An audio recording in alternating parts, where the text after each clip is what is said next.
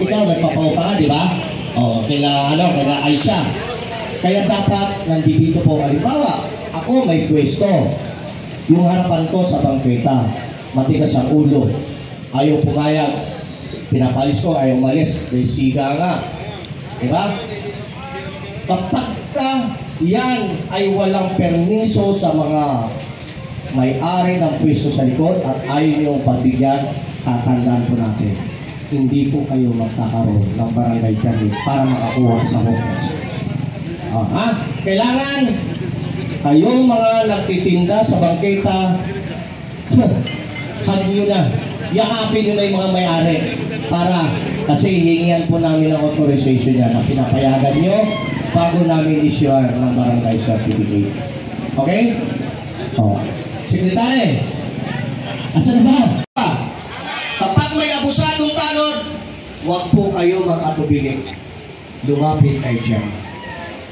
Sa harapan ninyo, sasabunin ko. Pag pinaglawan ko yan, bukas wala nang trabaho yan. O ganun po tayo, kadisiplinado. Isumbong niyo po sa akin, kapag ka mayroon mga lasing na tanod lumapit sa inyo at nakipagtalo, sinisigurado ko po sa inyo, magkakaproblema po yung tanod na yun. Ganun po tayo din sa Barangay Ono. Wala pong pantay-pantay po lahat ng tingin ko sa inyo. Mga naglalatag ng bilao, mga big time na mga naglalatag dyan. Isa lang po ang tingin ko sa inyo. Parehas po tayo nag-aalap buhay na barangay. Kaya mahal ko po kayo, inaalagaan ko po kayo, ayaw ko pong mawala kayo. Yun po ang pinaglalaban ko dito. Walang mawawala, pero wala dapat pasaway. Okay po ba? Kayo po ba, parang di naman nanonood na tutuwa yung mga view sa gitna at sa likod. Okay po ba kayo dyan? Okay po ba yung ano ni Chairman? Okay. Mayroon. Ito mayroon na pong idudunit sa atin si President Alvin de la Cruz ng Presidente Ilocano Association. Napaka-active nitong tao to. Saka lagi po namin kasama to.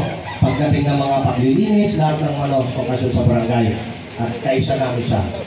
Siya po yung presidente. May tiles po siya. So, ibig sabihin, dadagdagan na lang po natin yan. Para lahat ng buong barangay, uno ng mga vendors, mag-uwita na po natin. Ito po. Sino taga-Asunsyon? Taas ang kamay. Yan ang sinasabi ko sa inyo. Sorry. Lahat ng taga-Asunsyon, wala pong guhit yan. Wala pong isang metro yan. Kasi po yan ay 1 meter, mabuhay rin. Pero, ayon sa napagkasunduan namin, pumapayag po si Chairman, maglatag kayo sa hapon, gabi, madaling araw. Pagdating po ng alas 6, kitang-kitang po na natin yung gutter. Sabihin, malinis, maayos. At bago nyo po iwanan ang inyong mga pwesto, siguraduhin po ninyo na malinis. Walang kalat. Kasi umiikot pa rin po ang tanong natin. Actually, hindi po kami nagsasawa maglingkod sa inyo. Hindi po kami nagsasawa. Hanggat ako po, mayroon pong iikot. Maniwala po kayo. Pero sinasabi ko sa iyo, 101%, wala pong mga agrabyado sa inyo. Hanggat ako po ang nandito na ako po. Okay po ba sa inyo yan? Pinoproteksyonan ko po kayo bilang isang kapitan. Gusto ko po mamuhay, maghanap buhay ng marangal dito. Kaya pasensya po sa taga-Asunsyon. May oras na po. Humingiwis. Tas ka, Nay! Tas ka! Tas ka! Alam po, isa ka sa mga P doon. P. Ano P? Pasaway. Hindi. Sumunod na yan si Nanay. Kaibigan ko yan. Kaibigan ko po yan. Kaibigan ko po yan. Yan ang pagka dumarating kami. Tuman. Tumabi na po ako Ay, sabi ko, salamat po. Buti naman. Pero yung iba doon, dati, pero ngayon nakita ko po, pag dumara po kami ng Asunsyon, nagkukusa na po sila. Lalo na po yung mga magsasaging dito. Mga magsasaging, taas ang kamay. Pare, di ba? Ako, pinupuri ko na po kayo, Magpapasalamat ako sa mga kooperasyon. Kasi mabuhay din po ang Asunsyon. Ang guguhitan po natin, ibigin natin sa metro, ang mga street. Buong Ilocano, buong Saragosa, buong Santo Cristo, bibigyan po natin ng isang metro yan. At ipaglalaban na po natin yan. Kasama po ang ating oras yan na magpapatupad. Ha? So, panatag na po kayo, mga vendors na naglalakad sa bangketa. Magsariling pwesto nyo o nakikibenta lang po kayo sa bangketa, magiging panatag na po kayo. Hindi na po kayo ano tawag doon? Chaman?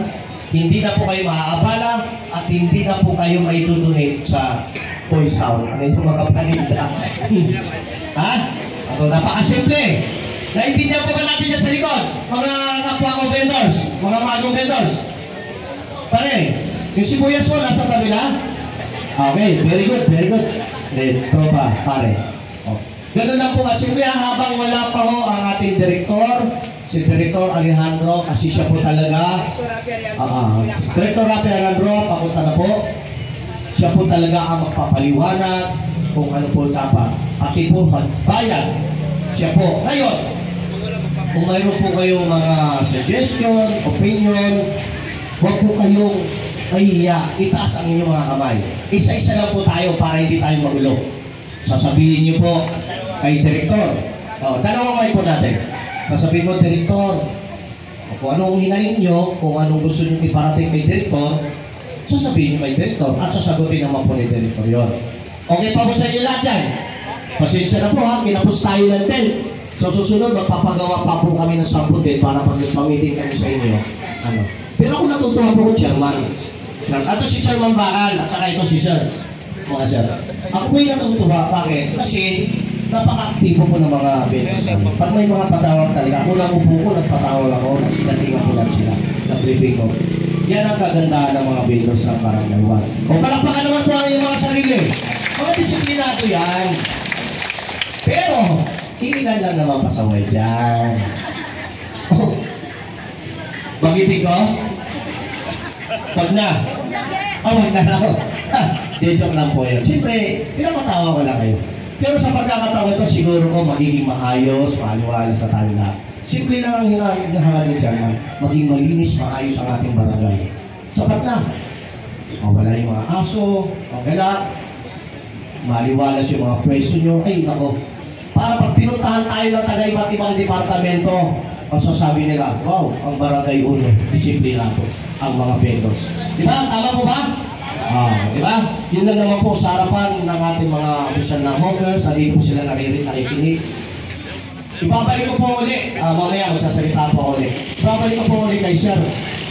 Kay Sir, Chairman Bakal. Magandang hapon po. Habang hinihintay po natin sa Director. Sino pa po hindi kumakain? Taas ang kamay. Magtitis lang, matatapos din to magtitis lang kayo Habang hinihintay natin si Director. Kailangan makabulog pa kami 2